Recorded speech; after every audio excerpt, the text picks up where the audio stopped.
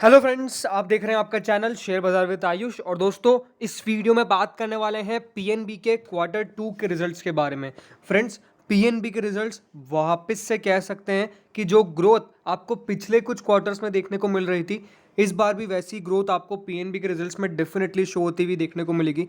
Company के profit के अंदर आप मान के चलिए एक बहुत बड़ा शार्प स्पाइक हम कह सकते हैं आता हुआ देखने को मिला है। एंड सबसे बड़ी बात दोस्तों जो देखने को मिलेगी, रिजल्ट्स आर अबव एक्सपेक्टेशंस, यानी बीट कर रहे हैं एस्टिमेट्स को जो यहाँ पे लगाए जा रहे थे।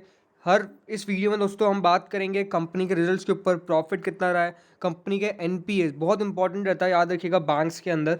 सब कुछ आपको इस वीडियो में पता चलेगा और कल के टारगेट्स आपको क्या यहाँ पे मान के चलने हैं। तो वीडियो को पूरा ज़रूर आप देखिएगा दोस्तों। चैनल से पहली बार अगर आप जुड़ें तो चैनल को ज़रूर सब्सक्राइब कर लीजिएगा। अगर आपको ये वीडियो बढ़िया लगता है तो वीडियो को लाइक करके एंड चैनल को सब्सक्राइब करके आप प्लीज़ ज़रूर जाइएगा। सो फ्रेंड्स, सबसे पहले पीएनबी के रिजल्ट्स एक बार चेक कर लेते हैं किस तरह के दोस्तों नतीजा निकल के आए हैं। सो फ्रेंड्स, इंटरेस्ट ऑन, यानी सबसे पहले हम बात करते हैं कंपनी की टोटल इनकम के बारे में, लेकिन इंपॉर्टेंट क्या है। सो फ्रेंड्स, जो नंबर्स है पहले आपको बताता हूँ, वो लैक्स में, याद रखिएगा। काफ़ी ये डाउट निकल के आया, तो जो नंबर्स हैं फ्रेंड्स वो लैक में है, तो लैक में आपको डायरेक्ट बता दूंगा। तो फ्रेंड्स, जो नंबर्स में अगर आप देखेंगे, सबसे पहले कंपनी का रेवेन्यू फ्रॉम ऑपरेशन जो आपको रहता हुआ देखने को मिला है, यानी इंटरेस्ट ऑन दोस्तों जो कंपनी ने इस बार किया है, वो ओवरऑल अगर हम देखते हैं तो आपको देखने को मिलेगा क्वार्टर ऑन क्वार्टर तो डेफिनेटली एक जंप देखने को मिला ही मिला है। लेकिन सबसे बड़ी बात दोस्तों जो आपको देखने को मिलेगी, सालाना कंपनी के इसमें ग्रोथ देखने को मिल रही है। सो फ्रेंड्स, यहाँ पे अगर नंबर्स देखते हैं तो आपको देखने को मिलेगा जो इंपॉर्टेंट चीज़ें हैं। इंपॉर्टेंट चीज़ में सबसे पहले जो नंबर्स निकल के आए हैं उसमें आपको देखने को मिलेगा 39/2020।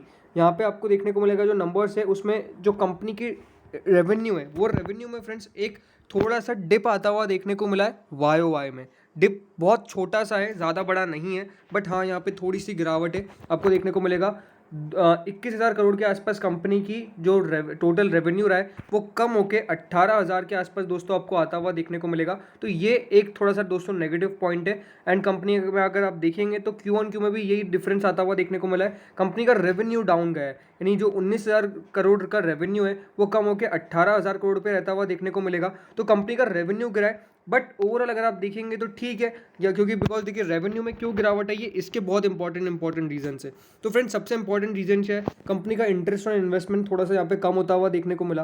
तो इसके कारण दोस्तों कंपनी के अदर इनकम अगर आप देखेंगे तो वो कम होती हुई देखने को मिली। इसलिए फ्रेंड्स आपको देखने को मिलेगा कंपनी की इनकम में गिरावट है। तो फ्रेंड्स, जो टोटल इनकम कंपनी की रहती हुई देखने को मिली है इस बार, वो रहती हुई देखने को मिली है करीबन फ्रेंड्स अगर आप देखेंगे तो करीबन 23,000 करोड़ के आसपास, यानी 23,680 करोड़ के आसपास फ्रेंड्स कंपनी की यहाँ पे टोटल इनकम रही है, जो कम होके 21,500 ऑलमोस्ट 21,600 करोड़ के आसपास ये हम कह सकते हैं। तो एक थोड़ा सा डिप आपको देखने को मिलेगा।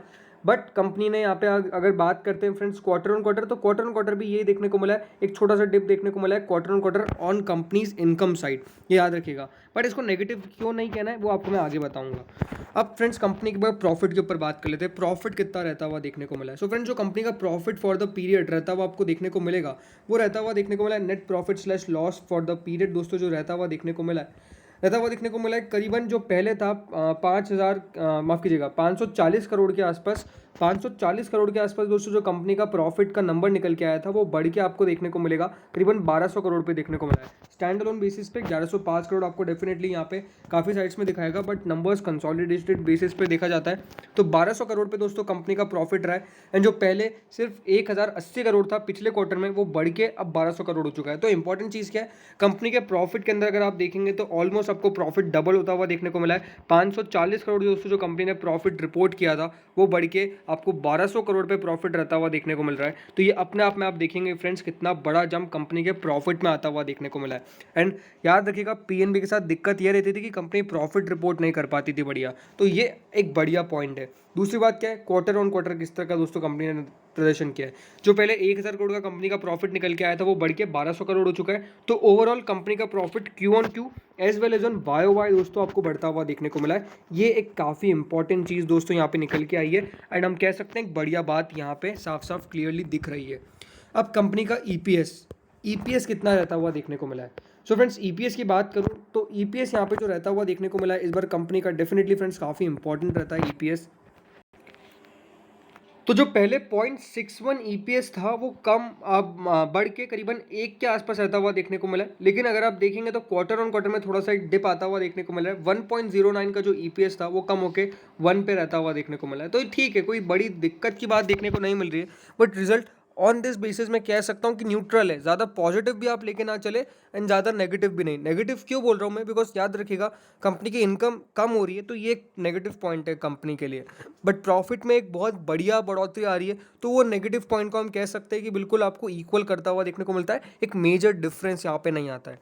अब जैसे कि मैंने कहा था शुरुआत में, कंपनी के एनपीएस, बैंक के एनपीएस दोस्तों बहुत इंपॉर्टेंट रहते हैं। पीएनबी के एनपीएस कितने रहते हुए देखने को मिले, सबसे पहले हम दोस्तों इसके ऊपर नजर डाल लेते हैं। सो फ्रेंड्स, कंपनी का अगर आप देखेंगे तो यहाँ पे जो एन रहता हुआ देखने को मिला है, वो जो पहले 8,454 करोड़ पे था वो कम होकर 6,352 करोड़ पे रहता हुआ देखने को मिला है। कंपनी का ग्रॉस एनपीए, ये बहुत इंपॉर्टेंट है, जो 14.3% पे था वो 13.6% पे आ गए। ये कम होना बढ़िया बात होती है।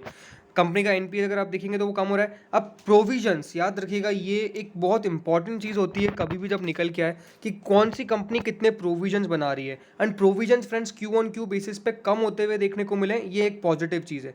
प्रोविजंस कम होना एक पॉजिटिव चीज़ होती है, यानी कंपनी को यकीन है कि हाँ इतना कम हो चुका है, यानी इतना रिकवरी हो चुकी है। तो जो पहले करीबन 5,000 करोड़ के आसपास के कंपनी के प्रोविजंस थे, अब सिर्फ 3,260 करोड़ के रह गए। तो ये भी अगर रिकवर हो जाते हैं तो आप मान के चलिए ये एक बहुत बड़ा कह सकते हैं कि वैल्यू डालते हैं प्रॉफिट के अंदर। ये याद रखिएगा, ये बहुत बड़ा वैल्यू डालते हैं प्रॉफिट के अंदर। और इस बार दोस्तों कंपनी का जो प्रॉफिट बढ़ा है वो मेनली इसके कारण बढ़ा है। देखिए 620 करोड़ का प्रॉफिट 1105 करोड़ पर रहना, ये अपने आप में फ्रेंड्स अगर आप देखेंगे तो एक बढ़िया नंबर है।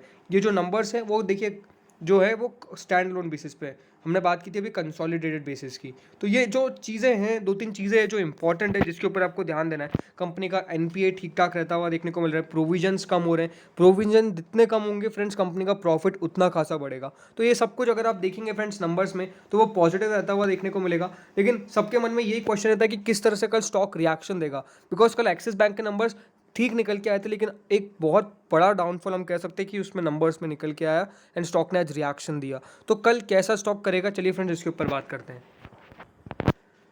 सो फ्रेंड्स, रिजल्ट पे डेफिनेटली कल एक रिएक्शन आना चाहिए। एंड जिस तरह से देखिए नंबर्स निकल के आए, 2-3 चीज़ें हैं जिस पे आपको देखिए इंपॉर्टेंट नोटिस करना है। अब सितंबर 2020 के नंबर्स पे आपको एक बार दिखा रहा हूँ। सो फ्रेंड्स देखिए जो नंबर्स निकल के आए इसमें आपको देखने को मिलेगा मोस्ट इंपॉर्टेंट क्या है।